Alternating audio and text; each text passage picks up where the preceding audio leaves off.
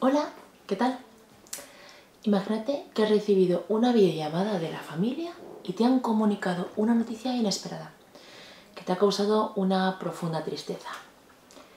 De estas dos imágenes, tú eres la personaje que está sentada en la silla. ¿Cuál es la postura corporal que elegirías del otro personaje para poder desahogarte? Durante estos días voy a compartir una serie de vídeos en los que abordaré los primeros auxilios psicosociales dependiendo de las edades, junto con la importancia del diálogo familiar y lenguaje corporal. ¿Te interesa?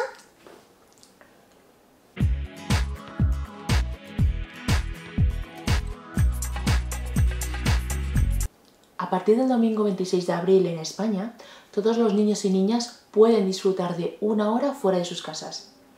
Hay casos en los que niños y niñas prefieren no salir porque se sienten bien en casa. Están disfrutando del hogar con sus familias.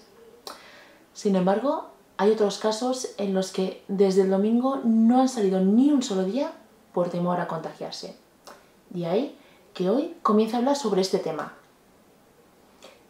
La primera vez que escuché que existían los primeros auxilios psicosociales fue un concepto que me llamó muchísimo la atención. Los primeros auxilios psicológicos o psicosociales considero que es un área que se debería fomentar de divulgación gratuita, ya que por su alto valor preventivo, todas las personas, en especial las familias, deberían conocerlos y saber aplicarlos en determinadas situaciones de la vida cotidiana. Con ello se podrían solventar posibles futuros traumas. Sirven para ayudar y acompañar a las personas en general y en especial a los niños y niñas para poder enfrentarse a una situación difícil o un incidente crítico por una situación inesperada o porque genera miedo o temor intenso el propio menor. También muy importante, situación que genera miedo o tensión en las propias figuras de apego. Aunque me voy a centrar en la situación actual que estamos viviendo en España ahora en abril de 2020, estas son diferentes circunstancias en las que es necesario ofrecer primeros auxilios psicosociales. La comunicación de un divorcio entre el papá y la mamá. Ingresar de forma imprevista en un hospital. Presenciar o vivir un accidente grave. Recibir diagnóstico de una enfermedad grave. Recibir diagnóstico grave o terminal en sus figuras de apego, hermanos o hermanas. Presenciar o vivir una pérdida del hogar por un incendio o por una catástrofe natural. Muerte inesperada de un familiar cercano. Muerte de un amigo o amiga, compañero de clase o compañera de clase. Estado de alarma que estamos viendo, por ejemplo. Iré comentando diferentes estrategias para poder transmitirlas y así reducir el impacto que pueda estar viviendo la situación actual. Para ello voy a hablar de 5 conceptos: contener, calmar, informar, normalizar y consolar. Estos pasos son genéricos, así que voy a explicar diferenciando los primeros auxilios psicosociales por edades, centrándome, repito, en la situación que estamos viviendo. Hablaré de bebés hasta los 36 meses, niños y niñas de 3 a 6 años y de 6 a 10 años. Por favor, quiero recordar que cada persona es diferente y aunque existan unos ítems generales según las fases de la vida de las personas, nadie como tú sabe mejor cómo es tu hijo o tu hija. Porfa, haz caso de tu instinto. Bebés. Ya sé que puede resultar realmente agotador psicológicamente, pero es primordial que estéis juntos, tu bebé y tú. Te necesita, tanto a ti como a tu pareja, que le abracéis, que le tengáis en brazos, que note vuestro calor del cuerpo. Tal vez puede mostrar acciones agresivas con manotazos o que intente morder. Necesita desahogarse, con lo que en estos momentos te pueda costar. Crea un espacio con calma y explica que entiende su rabia, así que puede golpear o morder cojines, por ejemplo. Desde mi experiencia, decir lo que no puede hacer sin ofrecer recursos o materiales para que se pueda desahogar, esa situación suele estancarse y repetirse. Por ejemplo, puedes coger una sábana o una tela grande y anudarla o coserla en forma de saco, rellenando con globos hinchados, o ofrecer papel o cartón para que pueda romper, pinchar y apretujar. Lo que se te ocurra.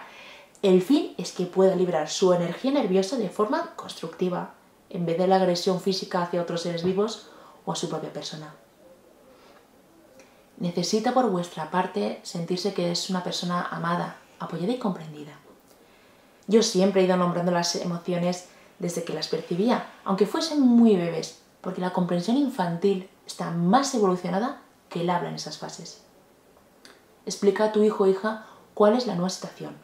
A partir de este domingo 2 de mayo, el resto de la población podrá salir a la calle, con lo que es una oportunidad para que podáis hablar y compruebe que poco a poco se está creando una nueva rutina.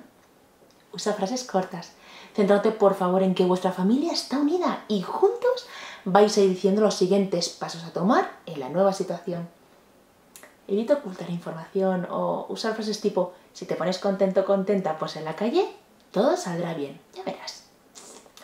Tampoco por favor omitas información a la vez que está la televisión encendida o te desahogas por teléfono sin tener en cuenta de que te puede escuchar.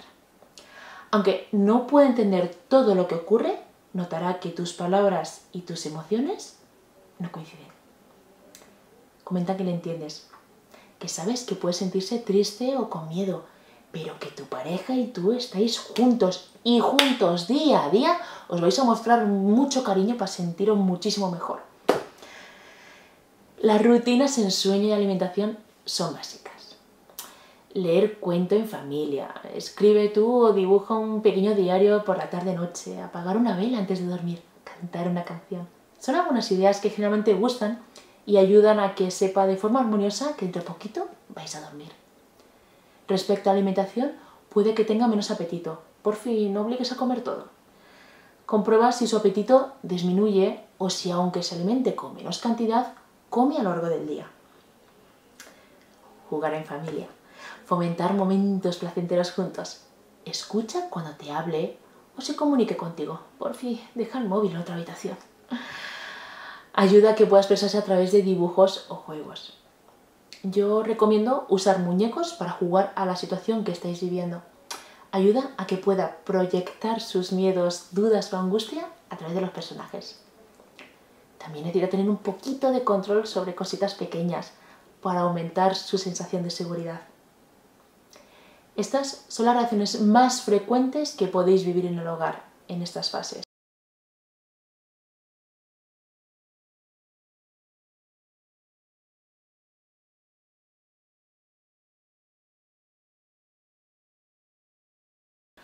Por favor, mucha paciencia. Ya sé que tú también necesitas desahogarte, de verdad, y liberarte de la tensión que puede que estés acumulando, pero es necesario que tanto tu pareja como tú os mostréis comprensión mutua y apoyo para que como equipo podáis recoger las emociones de vuestro hijo o hija.